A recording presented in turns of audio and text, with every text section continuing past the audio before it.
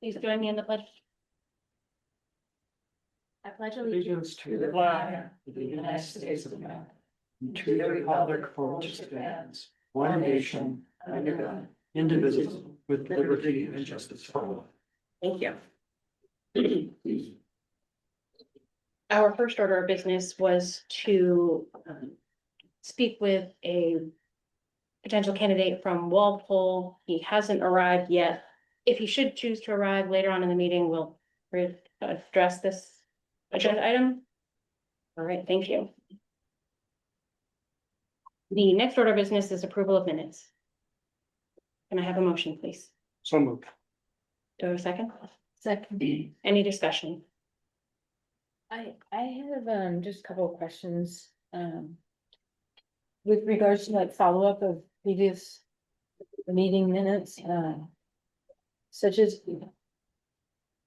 we were talking about the electricity contract. Did that go into effect? It does affect September 1st. Okay, so you're able to get what you wanted first with. Yeah, no, I believe I had received authorization to use solar. Yes, yes, Okay. yes. No, I was just curious if it Yes. happened. And actually it did, and it takes effect the 1st. Excellent. And then the site visits, did those happen and how did that go? With IT and. You guys already did it or you're? Yeah. Yes, I tried to have, we have 2 smaller schools that we haven't been to yet, but facilities, IT and I went through and we'll be reporting out and it's to support recommendations for budget purposes. So during the budget season, it was never intended to be a comprehensive Facility. visit to report out to the as a general report. It's kind of like a function of my job. Okay, So, I was just wondering if anything came out of that. oh, lots came out, Yeah. but it'll come out during the budget season. Okay. All right, good. And Were there then, any particular changes or errors that you found in the minutes? no, I was just curious, how do we get updates or follow-up on items that are on prior agendas? Like, I never heard whatever happened with the dedication request for Braden. We're actually gonna Okay, do that later in this meeting through public comment. Just perfect, okay, because it fell that way. right, the field house dedication. That's it, no, thank you, I just had to follow. All right, thank you for that. We don't have anybody on that. All right, all in favor? Aye. Aye. Any opposed? Hearing none? All right. The administrative report, summer updates. We can leave this to our assistant. So we just wanted to take a few minutes and review some things that happened this summer. There was quite a few. Starting out with grants, we have several grants, Title I, Title II, Title IV, the Russ grant. This summer, we had plenty of opportunities to have students engaged with grant opportunities and for staff. This year, we had upwards of 60 students in our Title I camp, which services Charlestown, Alstead, and Ackworth. That has been consolidated to the Charlestown Primary School. It's some of the highest numbers we've seen in years, so that has been great. It is very hands-on and student-focused. So that has been yearly. A new camp that we did this summer was held at Charlestown Middle School. We called it the Summer Enrichment Club. It was a 2-week club that really focused on STEM, CTE, and computer science careers. We had 22 students that engaged with that, not every day, but 22 were signed up. And we were also able to purchase an online learning tool that we'll be able to use with those funds for the rest of the school year that also focus on STEM, CTE, and the computer science career. So that will be a year-long exposure, which is great. Credit recovery was held at the high school over a 3-week period. Several students engaged with that flexibility to support providing credits for on-time graduation. Moving in, even more information. Our staff professional development opportunities were quite extensive this year. We were able to do OGAT, which is an online, an in-person math curriculum that focuses on we're able to do two different sessions this year, additive, so focusing on just number sense and how to take numbers, divide them up, add them up, subtract them, things along that line. We have 21 staff engaged with that. That's the highest by far that we have ever had. Typically, we have 2 or 3 that have engaged with that over past summers. And then we also did a middle school proportional session. It was a 4-day training. We had 14 staff members engaged with that. Some great conversations come out of that and some resources that are definitely going to be used throughout the school year and support our new IM math program. Another area of focus was our language arts. Orton Gillingham is a approach that is multisensory and it focuses on reading, math, and spelling. We were able to have 14 staff members engaged with that. It is an online program, but it is very detailed and scripted. It was very well received. We had a lot of classroom teachers do that, and now we have all our special ed teachers, almost all our special ed teachers engaged, supported through Orton Gillingham, so our tier 3 instructions will be great for this coming year. Last thing was safety care. Really, that is 2 classes offered over the summer. Upwards of 50 people participated in that. It is really around de-escalation of students and safety of management if needed. But overall, the professional development opportunities by staff were well received. We had record number staff engaged with them, which is exactly what we want to see. So, any questions? It was my understanding that we had some real successes with the amount of the grants that we were able to use and such. Can you touch on that a little bit? We were able to use up 2 grant cycles with the amount of offerings that we were able to provide this summer. So we were able to do the 23-24, often grant cycles are a 2-year cycle. So we used 23-24 grants and 24-25 grants to offer all these. And there were stipends, some stipends attached that offered some motivation for people to engage in some of these professional development activities. We were able to offer some enrichment things that we weren't able to in the past. But really just providing that opportunity. We have our grants, we're really able to use them well. And we will not have money left over in at least a 23-24 grant for this year. Fully utilized. Thank you. So, Okay, we're gonna continue on with facilities transportation update. As you know, in our annual reports, we have several warrant articles for a variety of projects distributed over the different buildings.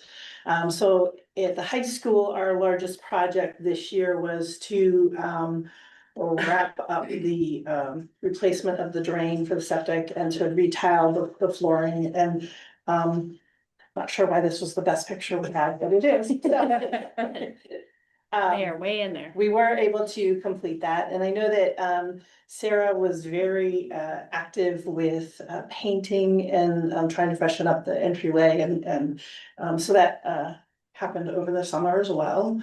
In Charlestown, we had some significant projects, primarily at the middle school.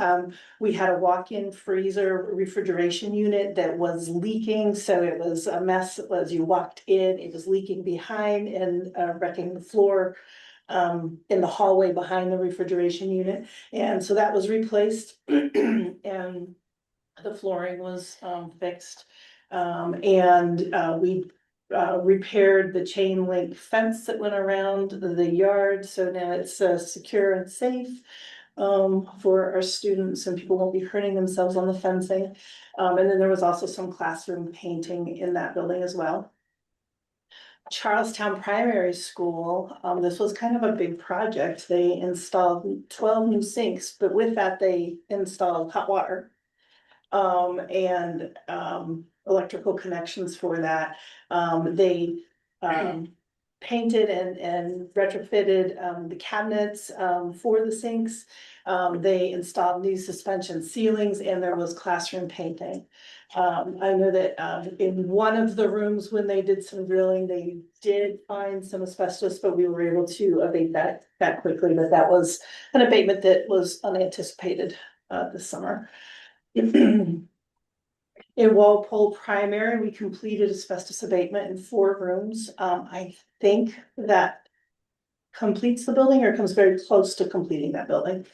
And in each room, we installed new flooring, so you can see it's not a tile, it's a product that's put down and is uniform in those seams, and is easier to maintain. You don't have to strip strip it each year. You just have to leave it. Fantastic. We resided the front entrance and the cupola, and there was quite a bit of classroom painting in that building as well. In Vilas, they had their locker rooms that weren't really utilized for locker rooms. They were reconfigured into classroom space for our focus program, so they were moved into the building. 5th grade was moved back out to the outer building, and they put they did some painting there as well. And in Alstead, we had an asbestos abatement in 1 room, and followed up with installing the new flooring. The pending projects, both Walpole School, Primary School, and the high school, there were warrant articles to obtain updated drawings for the high school, for the entryway. It was a smaller amount, it was just for an updated drawing. For the Walpole School, it was we wanted to get some architectural drawings for extending and putting an addition onto this school, or reconfiguring the school space. So those are still works in process that we need to follow up on. All right. So we had a district-wide project. This is pretty big with the bus software. And Art's been working with the company over the summer. We've been like figuring out routes, but Art's been good at maximizing the routes that we use and being efficient. So I don't believe that there were many changes in the routes. But we had to get them into the new system, and they mapped it out. So instead of like a general area, it's very specific to our neighborhoods and where our students reside. The software is called My Ride K-12 for the app that the parents will need to be able to use, or will be able to use. You don't have to if you don't want to, but it's advisable. This tracking software is going to help prevent students getting onto the wrong buses. It's going to allow the parent and the district to know who is on which bus, when they got on, and when they get off.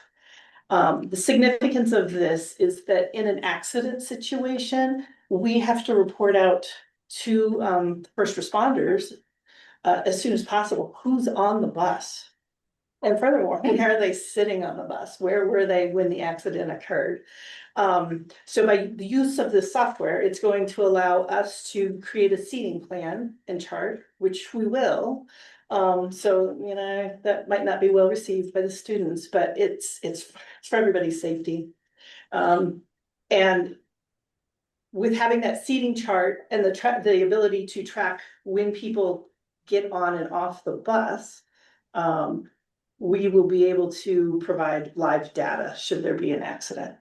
Like who is on the bus, like, so Because if students, right now, we have our rosters, but if a student is out for the day, that's not necessarily, firsthand knowledge. If the SAU is involved or if art's involved, we have to dig in and, was a student on the bus or not. So that's really, I think, the biggest, plus with this. I mean, there are some other factors in that it will help track some metrics and data points for staff, such as when their certifications are up and driver's license and things like that. There'll be some cost savings, but the big selling point for this software was the safety features for the students and being able to better account for them. We shouldn't have any more calls about missing students, so, which does happen on occasion. We're hoping to roll out the app use for the general public on October 1st. There'll be drivers training, live training. They're gonna come in and have a training session with them off the buses, and then they'll be with us for a couple of days on buses with the drivers. And then, we do need to recognize that we're all adapting to this, so there might be there are gonna be some hiccups. But we're trying to minimize those. Last board meeting, we did talk about the IT intern program where we were looking at 3D printing. And Kyle from our IT department was going to be working with high school students.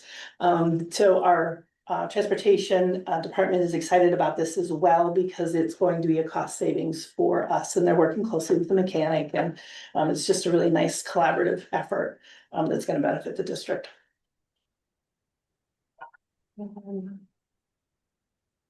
Pass it on to. Lori, can I ask you a question? The tracking, I guess there's like a date and time stamp when they get on and off the bus. How is that? Are the kids given a card? There will be RFID cards that will be, and if the child or student forgets their card, Mhm. the drivers can manually put them into the system. There are gonna be tablets configured for each bus that the company's coming to help install. And they'll teach our mechanic how to install them as well. And so that when you scan your card, and I haven't worked with this firsthand, this is my understanding. When you scan the card, the student picture will show up. So you can't borrow somebody's card if the driver's, being aware of who's coming on and off the bus.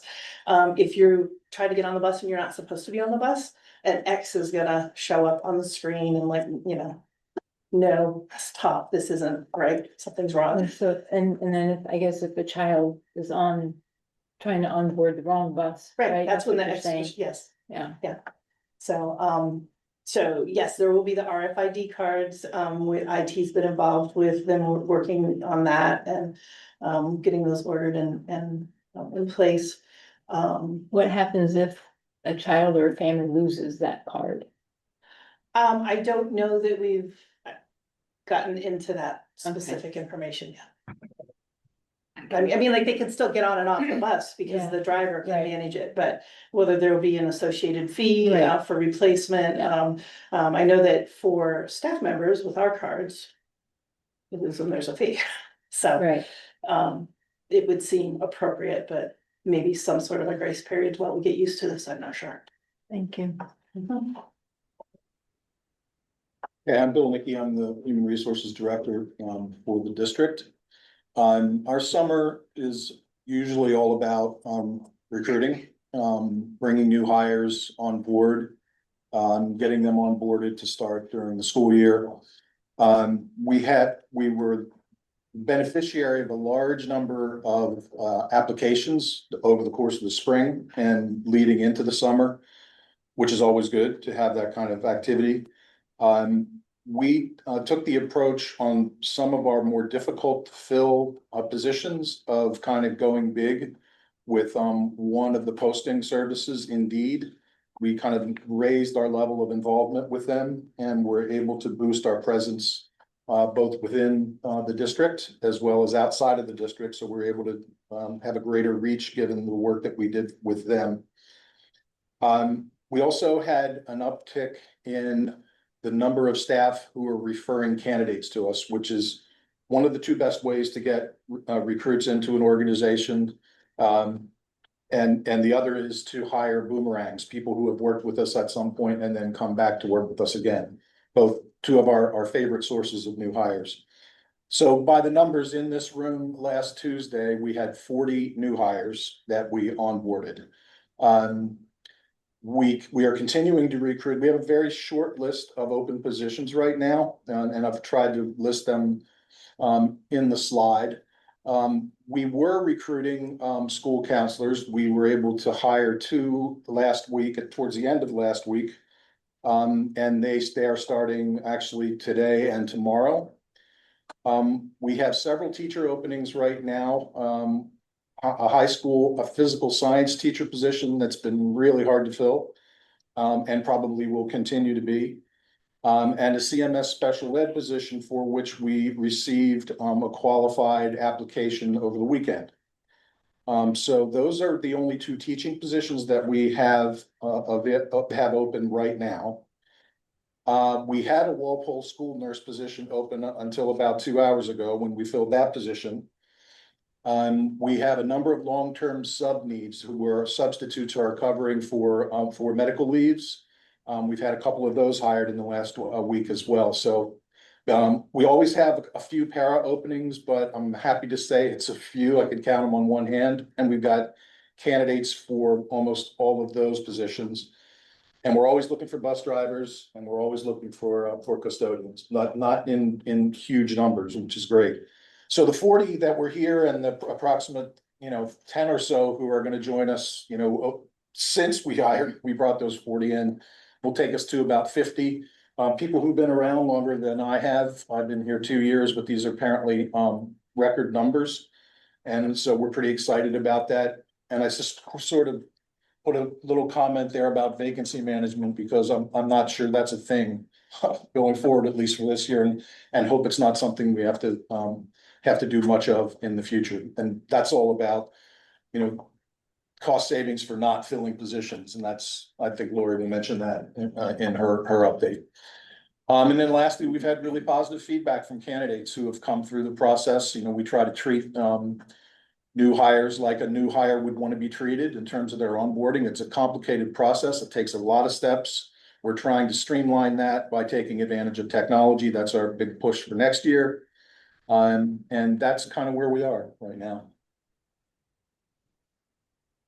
I appreciate all the positive feedback on that. One more. Scoop, sorry.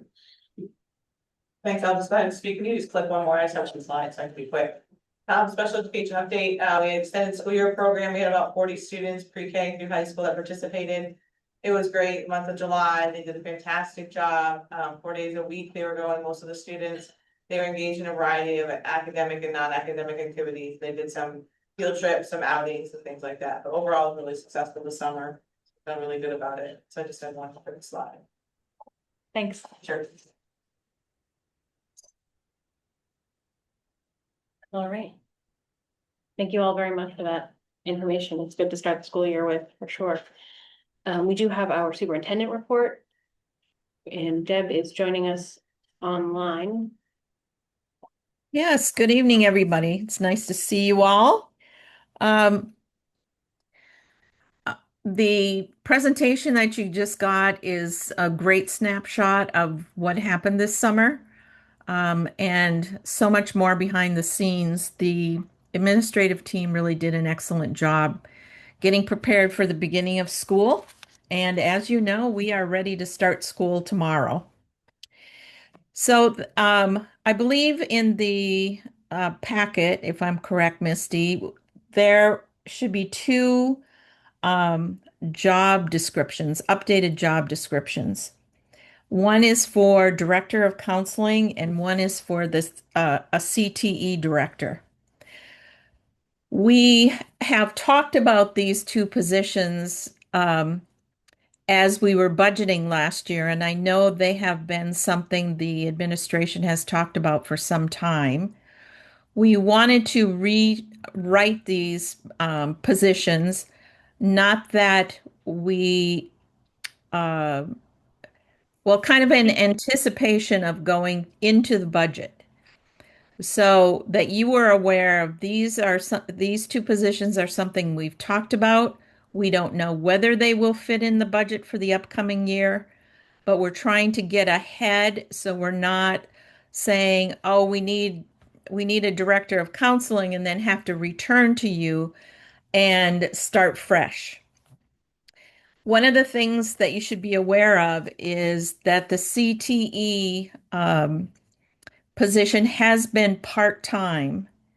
There may be an opportunity next year in next year's budget, to make that a full-time position, which could also be a new revenue stream by adding additional courses at the high school.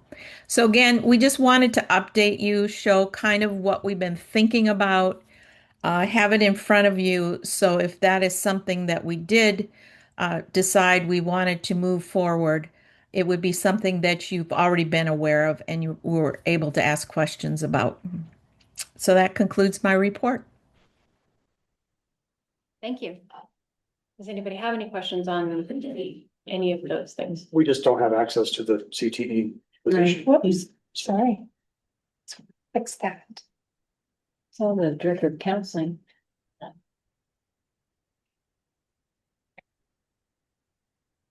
I very much appreciated the job description, because we do get questions about what the extent is of our directors and. Oh, now it's. Yeah. Okay, it's great. And so I appreciate seeing it in black and white. The pure volume of responsibilities that our directors have, so thank you for that. I look forward to talking about it more during budget season. Good. Did you want to read through it quickly? I did it. Oh, the CTE one? No, yeah, Okay. that's fine. Well, fantastic, thank you. Then we will turn back to Lori for the finance report. Okay, so as you know, I typically have a numbers-based report. We are 1 month in July, which we're running our summer payrolls and benefits. We're continuing to pay our teachers off of last year's contract, so they don't show up as expenses for this year.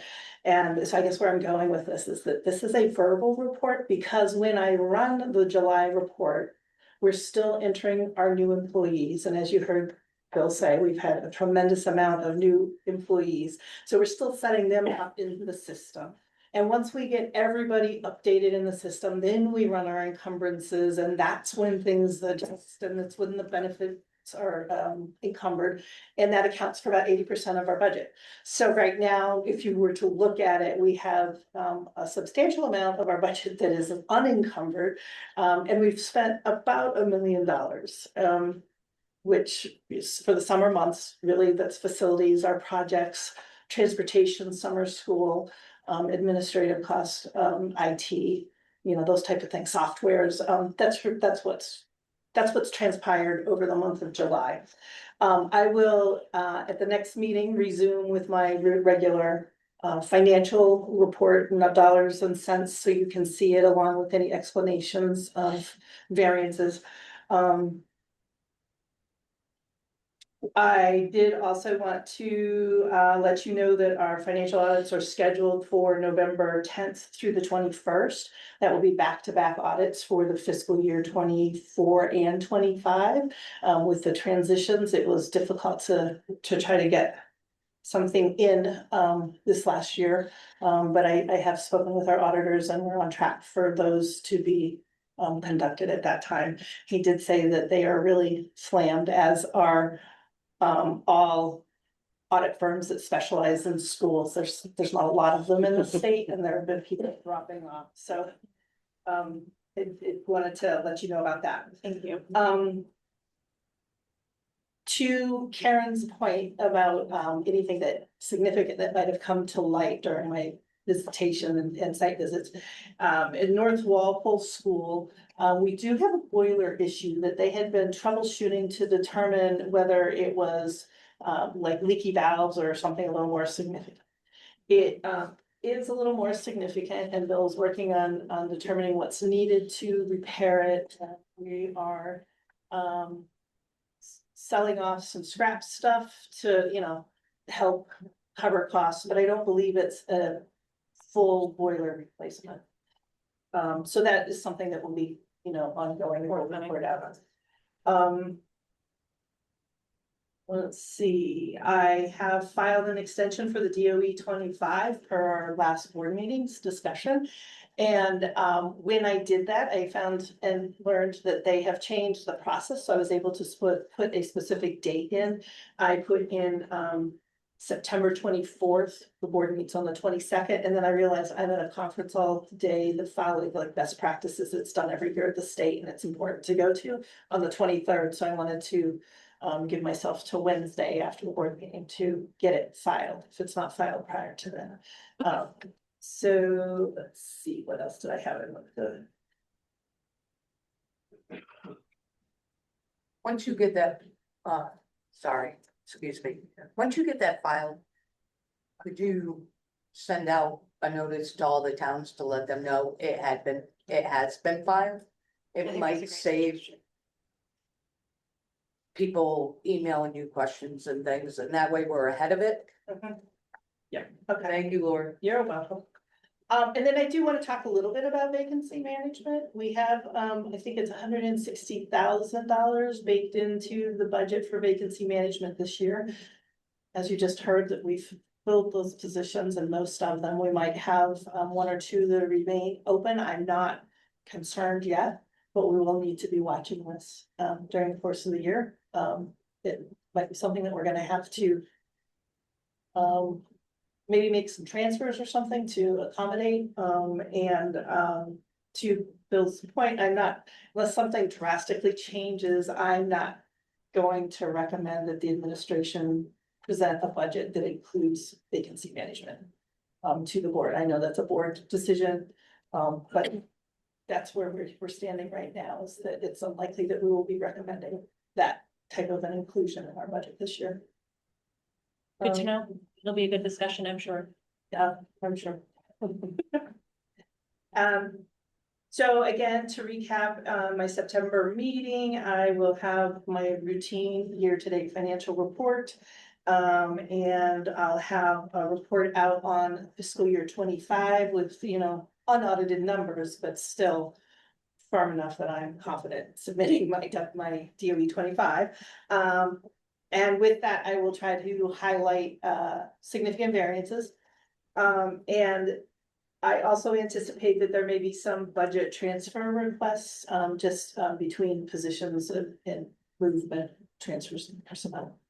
All right, I look forward to it.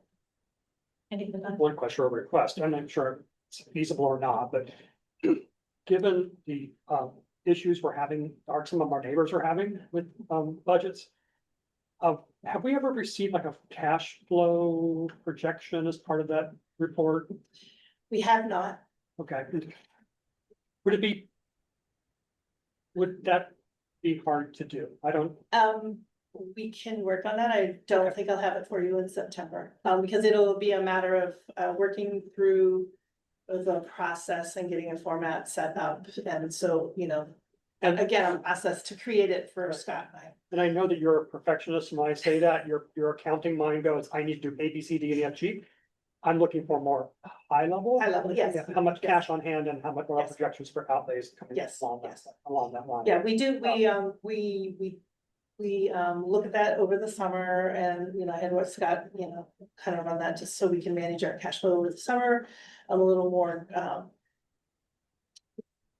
I don't want to say carefully, with a little more detail, because we don't have the influx of our adequacy aid during the summer. But we can work on that. I think something I would like to see, maybe it's just quarterly, Yeah, not okay. every month, but just so we know, or the board is aware of any issues that might be coming. Mhm. And if there's anything else, I mean, like, I would like to get it set up, so I'm actually doing the community report monthly as well. But I don't have it built into the software yet, and trying to also be efficient with the time for what we're working out. But certainly, if there are other things that you'd like to see on a routine basis, I think those are address that. two good things to add this year. It'll be good to have that more full picture. Any other thoughts, questions for Lori? Thank you. Right, thank you. The next order of business is our personnel approval list from this summer. Then I have a motion. Make a motion to approve the personnel list. Second. Any questions or concerns of that list? No, it's very big. Yeah. Yeah, It's nicer that it's nominations is bigger than resignations. Well, yeah, the resignations are small, which is very helpful. I think it says a lot about all the hard work that's been put in last year, so much appreciation. All right, seeing no other questions or concerns, all in favor? Aye. Any opposed? All are high, thank you. All right, at this time, we will move to recognition of visitors and public comment. So I see that there's a lot of people here and we are always grateful when people come to chat with us. I do want to kind of preempt all of this with, we were not expecting this on our agenda today just because of how the summer has gone quite yet, but we know why you're here. So if there's a representative who would like to speak first, so please come up to the podium or stand and introduce yourself. Tell us why you're here. Good evening. My name is George Titsos. I'm a lifelong community member and current coach of the Falmouth Boys Varsity Soccer team. Alongside his family, friends, and fellow coaches, we're working on a proposal to name the soccer field house at the varsity soccer field as you come into the school after Braden Ring. Braden Ring was a beloved community member, Falmouth alumni, who tragically passed away earlier this year. And the role that I've assumed as boys varsity soccer coach, I feel is not only my duty, but my responsibility to pay tribute to those individuals who have not only given 4 years to our soccer program, but also passed through these halls and have just made this a better place. Braden is undoubtedly one of those individuals. He is somebody that stands for what this school wants to represent, and people that speak more eloquently than me will talk about him in a second, some of his close friends, to give you an idea of who this person was. My hope is that we can create a legacy for Braden and his family, but also for the kids that I coach and the others that come through this school. They'll always be reminded of what kind of person he was. I will personally make sure of that, and when I'm long gone, I will always leave something for the next person to make sure that they know what that building's about, and what it stands for now with this name on it. You look at that building at the moment, it's just a plain structure that sits there. It's the first building we encounter as we come into this school. To place his name, to place Braden's name on it, would not only beautify the structure, we'd make it a beautiful sign and a plaque dedicated in his honor and his memory, but it would also send a message to those coming in of how we treat the people that, like I said, made this school a place that is loved, a place where kids grow, where we look to have them become the best that they can be. He exemplified that anyway. We play at the John C. Cooper Hubbard Field. That is, I don't know the background specifically, but I'm assuming that was a philanthropist who, in some way donated to the school, and we decided to name the field after. Philanthropy is such a wonderful thing. We have a small business, my family and I, and we've tried as much as possible over the years to be a community member and to support everything possible that we're able to, especially our district. But I don't think that philanthropy is the only reason why we should name something after something in our district. I think that there comes a time where it can be about who somebody was. So my hope is that will be something that we can consider as a district. And like I said, I think it would be such a positive message sent to people coming into our school, but also to the kids that come here, knowing that, knowing that there's a symbol there of somebody that was a good student, a good athlete, but above all, a wonderful person. And I'll have a couple of people come up now. I'll have Braden's close friends, Willem and Jack, speak, a little bit about who Braden was, as well as how the life he lived, how it aligned with home. Thank you. Thank you.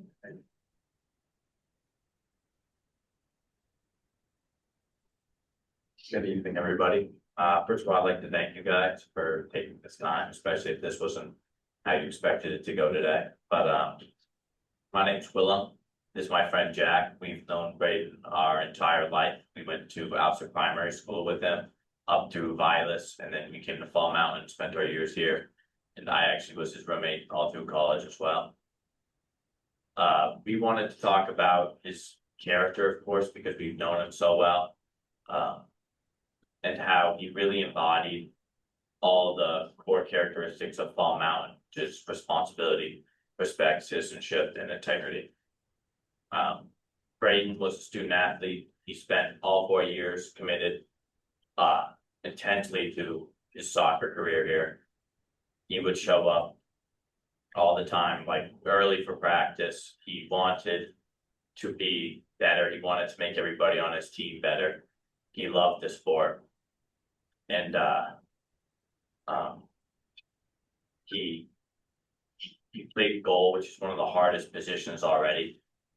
But being in the back, you can see the whole field of everybody in front of you, and he knew that. So he would take that as upon himself as his responsibility to be the voice of our team, to speak up for what people can't see, to help us improve all together. Even if he didn't have a leadership role, like coming in as a freshman, of course, he would still be a voice of the team because it was a responsibility he gave to himself, even if it wasn't one that he was given. And I think it's just something he did. He didn't always just do what was easy, but he always did what was right. And on top of course, his sports career, he also had to do well in school. And for me, I feel like I've always been blessed where learning came so easy for me. And because of that, I always did really well in school. But that's not the case for everybody. And Braden, he would just put so much work in to make sure he passed his class, to make sure he could be there for his soccer team. And even outside of soccer, he did so much training. He would play every single day to make sure he could be the best goalie for our team to help us win all these games. All these like small responsibilities that he put above and beyond for himself, so that way he could be there for everybody else. And then another thing about him was always his joy. He just had this like absolute spirit to him that would like uplift everybody. He always had this positive outlook, which I played on so many different soccer teams, and it is so hard to stay positive when things are going really bad and the game's really tough. And especially being one of the voices of our team in the back line, it's incredible how positive he could stay, but just this joy he had in general. And I think it was probably one of the biggest things that gave him so much respect, but not just because of the joy he had, but it was because of how much he really cared about the things he was doing, the people around him, and the sport he was playing. And I think one of those things that showed it was we had a celebration of life earlier this year. And I had spent so much time with him almost every single day. And there was probably like 300 to 500 people that came, tons of coaches, teammates from all of the hockey teams and other programs that he had been in throughout his whole life. And I think it kind of just shows, all those people coming out, showing respect for him was like a direct representation of the respect that he gave all of them throughout his life. And then picking up on citizenship, Braden was incredibly involved in the community. Not only in soccer, that was mostly what he gave to the community. Whether it was helping to coach, Chris might speak more on this, but helping to coach younger generations of goalies in the area, whether it was helping to referee games for the league, or even if it was just helping Justin, our varsity coach, um, during after school hours to help people train. Or summer sessions that you would come help along with. On top of that, he also respected or he really represented the school as well. He constantly wore fall mountain gear. He gave a great brand image for Fall Mountain, which I think means a lot for the school. I guess moving into integrity, I can't think of a single person who would say anything bad about Braden. Everybody really liked him. He was super easygoing, super happy guy. A really honest, great to be around. He always did the right thing, even when the odds were against him or it was a hard situation. But through all of this, Braden, I think, really embodies all of the characteristics that Fall Mountain looks for in its students. And as a school board who wants to create the best environment for a lot of upcoming students, I think naming the field house is just one small gesture that would mean so much to all the people that have been affected by this. And I think I speak for everyone saying how far it would, how much it would mean to everybody. I guess I'll pass it on to Chris. It's the goalkeeper coach. Thank you. Thank you. Good evening, thank you for seeing us. I'm a much better speaker on the soccer field, that's what you said. I was lucky enough to have Don Lynn and Steve ask me to coach Braden at a young age. I'm a Fall Mountain alumni of former Fall Mountain soccer coach. Every year, my goalkeeping company donates goalkeeping clubs to Fall Mountain girls and boys side. This year, the girls and boys side will be wearing our Braden Heartbeat Club, as well as college goalkeepers and goalkeepers from Vermont and New Hampshire. Even some from Stevens will be wearing those clubs to honor him. Along with the core values of Fall Mountain, while I was here as a coach, we asked our players to be 4 different things. We had 4 pillars. Be a good student, be a good person, be a good teammate, and lastly, be a good soccer player. Braden was every one of those. He was the best of us. And I've been a lot of things in this school district. Substitute teacher, police officer, a coach. Speaking from any soccer player from my generation on, they would be honored to have Braden's name on that. He embodied everything that was Fall Mountain soccer. He took that to NHTI and brought those values there as well and carried that on. His mother is a graduate of Fall Mountain School District. His grandfather worked in the district for many, many years. Braden is everything that Fall Mountain should be. As a student athlete, and as a citizen. And I think student athletes and students seeing his name on that building to see what they could strive for when they drive in, it would be very helpful. And I think it would help teammates and future student athletes heal. One of the things he trained us into was a coach. He became one of my staff members and he started working with the young, upcoming, going to be Fall Mountain goalkeepers, the upcoming Stevens goalkeepers, the Springfield Cosmos. He didn't care where they were from or what they were. He went out of his way to make every goalkeeper he could, no matter who they were, where they're from, better. And that's just who he was. So thank you for the time. Thank you for consideration. But we do appreciate it, and we do hope that that building will be dedicated in his honor. My goalkeeping company will help with any signage needed, so it doesn't fall upon the school or the athletic department, anything like that. My family's business, will also help take care of that as well, so. We get it taken care of, that way it does not fall on the school district, if it's something that you decide to do, so thank you. Thanks. Is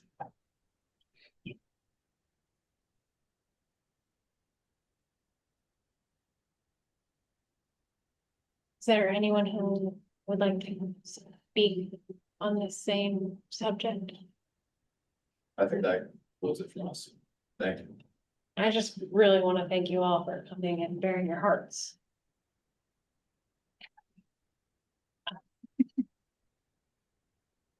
Important, and you bring up a lot of really good things. That is what we try to put out in this world. When kids leave here, that's what we want them to represent. So we will take this up again and we will come to a decision and we will be in touch. So thank you all for being here. At this time, is there anyone else who'd like to speak during our public comment? Thank you. Can I just say one thing? I unfortunately didn't have the opportunity to meet Braden, but have neighbors, their son went to school with him as well and worked with him. And I heard a lot of good things about him. So I know this is very far reaching in the community and I'm really sorry for everyone's loss. It was a big loss. Thank you. Thank you.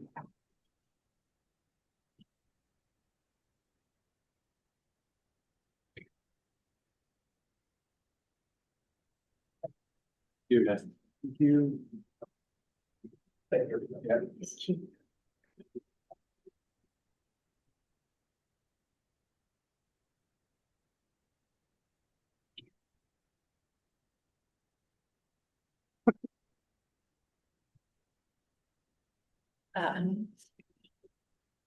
Take on the next bit. Yeah, we do. Well, you're gonna. Sorry, thank you. Okay. Our next order of business is to discuss some policy changes made in the state. At this time, I'm gonna ask for a motion. Yes, I'd like to make a motion to waive the second reading on the policies that are marked for our first reading, AC, ACR, ACN, ACF, and JICJ. Second. Discussion, yeah. Yes, Misty, would you give us an update on why we are asking to do this? Basically the policies in number 2, the ones that you just read, that we're waiving, have taken the place. So ACAC is replacing ACAA and ACAB. The Rs are the regulations for those policies. And of course, the JICM, the acceptable student use of personally owned devices.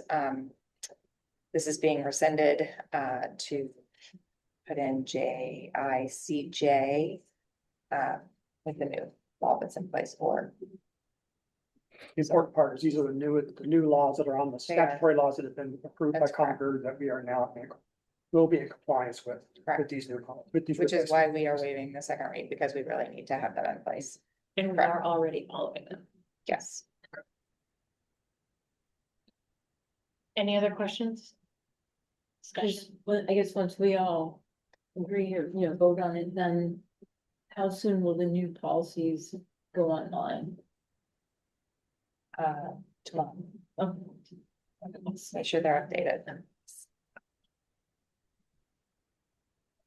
Can't do always individually. Do you want to do the first two groups since they're related, since they're attached to each other? Sure. I would So- like to take A and B together. Okay, so I make a motion. Well, we have a motion to, Waive, do we want to vote on that first? oh, sorry, you're right. So, all in favor of waiving second read on group B? Aye. Any opposed? Seeing none, the motion passes. So yes. Now these go. I make a motion to rescind policies ACAA, ACAAR, ACAB, ACBAR, JICM, and replace those with ACAC, ACR, AC, ACN, ACF, and JICJ. Do I have a second? Any? What's it? Look at that chart. Any questions, comments on any of those changes?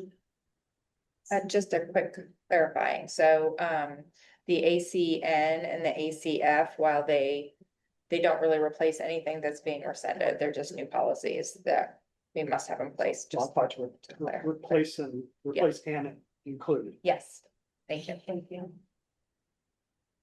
All in favor? Second on that. Unless, did you have? I second. Thank you. Oh, yeah, sorry. Just question, just to Mhm. understand, the revised ones, so those aren't online yet either, right?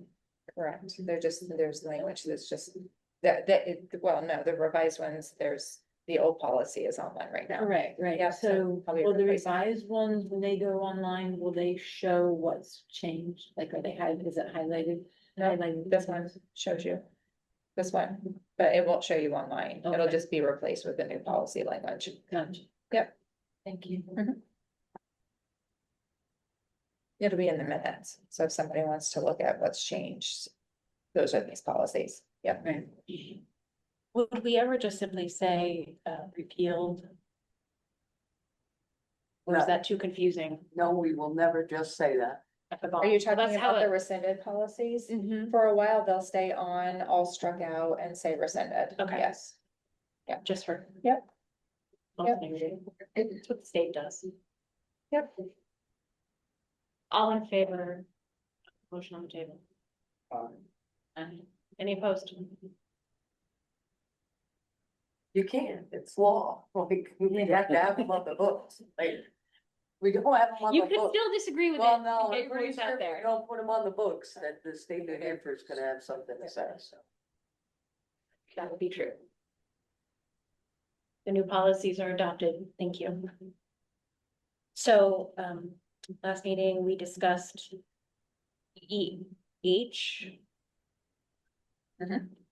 KCD, public gifts to school, and the attached regulation, BEDG and AB. Are there any other questions or concerns? KCDR, Did I fix the file? She said She did say, regulation. yeah. Oh, yeah, regulation. Sorry. Can I have a motion to adopt those policies, please? Motion to adopt those policies. okay, Any questions, concerns, any other changes or reasons not to? Seeing none, all in favor? Any opposed? Passes. Thank you. Thank you. Now you have a lot more work to do tomorrow, but we appreciate it. We're up to date. It's good. All right. We do not have a non-public this evening, but we do have a non-meeting after, also for the purpose of the upcoming negotiations. So just to let you know. So did you have something you wanted to add at this point? I'd just like to make a motion to amend the agenda to move the treasurer's report up, since we'll not be voting after non-public, we would not have to come back on. No, We don't have a non-public. I mean, no, it's the treasurer's reports, yeah. Okay. really Just the last on our agenda, all right, so we can go ahead. if we're not going to non-public, we're calling it something else, then I'm all set. Yes, we're All right. good. Two entirely different categories. Okay, Can I have a motion to approve the treasurer's report? so moved. Second. Any questions, concerns with it? All right, seeing none, all in favor? Thank you. I will take a motion to adjourn. That's yours. I don't feel like it tonight, cause we're not really adjourning. I make a motion to adjourn. Do I have a second? Second. All in favor? Aye. Thank you. Well, thank you all for coming this evening.